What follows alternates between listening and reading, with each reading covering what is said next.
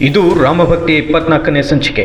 ಗುರುಗ್ರಂಥ ಸಾಹೇಬ್ ಸಿಖ್ಖರ ಪವಿತ್ರ ಗ್ರಂಥವಾಗಿದೆ. ಅದೇ ರೀತಿ ಸಿಖ್ಖರ ಪರಂಪರೆ ಏಕ ಭಾರತ್ ಶ್ರೇಷ್ಠ ಭಾರತ ಪರಿಕಲ್ಪನೆಯನ್ನು ಹೊಂದಿದೆ. ಈ ವಿಚಾರದ ಬಗ್ಗೆ ಪ್ರಧಾನಮಂತ್ರಿ ನರೇಂದ್ರ ಮೋದಿ ಅವರು ಏನು ಹೇಳಿದ್ದಾರೆ ಕೇಳೋಣ ಬನ್ನಿ. सिख गुरु परंपरा केवल आस्था और आध्यात्म की परंपरा नहीं है, ये एक भारत श्रेष्ठ भारत के विचार का भी प्रेरणा पुंज है. हमारे पवित्र गुरु ग्रंथ साहब से बड़ा इसका उदाहरण और क्या हो सकता है.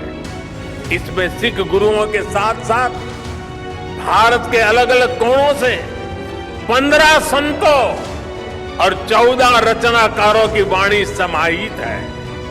इसी तरह आप गुरु गोविंद सिंह जी की जीवन यात्रा को भी देखिए. उनका जन्म पूर्वी भारत में पटना में हुआ. उनका कार्यक्षेत्र उत्तर पश्चिमी भारत के पहाड़ी अंचलों में रहा और उनकी जीवन यात्रा महाराष्ट्र में पूरी हुई. गुरु के पंच प्यारे भी देश के अलग अलग हिस्सों से थे और मुझे तो गर्व है कि पहले पंच प्यारों में एक उस धरती से भी था, द्वारिका से, गुजरात से, जहां मुझे जन्म लेने का सौभाग्य मिला है. व्यक्ति से बड़ा विचार, विचार से बड़ा राष्ट्र, राष्ट्र प्रथम का ये मंत्र गुरु गोविंद सिंह जी का अटल संकल्प था. जब वो बालक थे तो ये प्रश्न आया कि राष्ट्र धर्म की रक्षा के लिए बड़ी बलिदान की जरूरत है.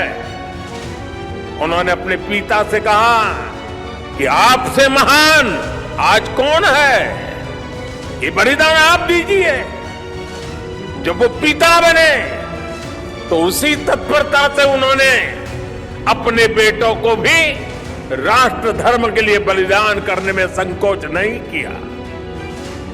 जब उनके बेटों का बलिदान हुआ तो उन्होंने अपनी संगत को देखकर कहा, 4 मुए तो क्या हुआ, जीवत कई हजार. अर्थात मेरे 4 बेटे मर गए तो क्या हुआ, संगत के कई हजार साथी, हजारों देशवासी मेरे बेटे ही है. देश प्रथम, नेशन फर्स्ट को सर्वोपरि रखने की ये परंपरा हमारे लिए बहुत बड़ी प्रेरणा है.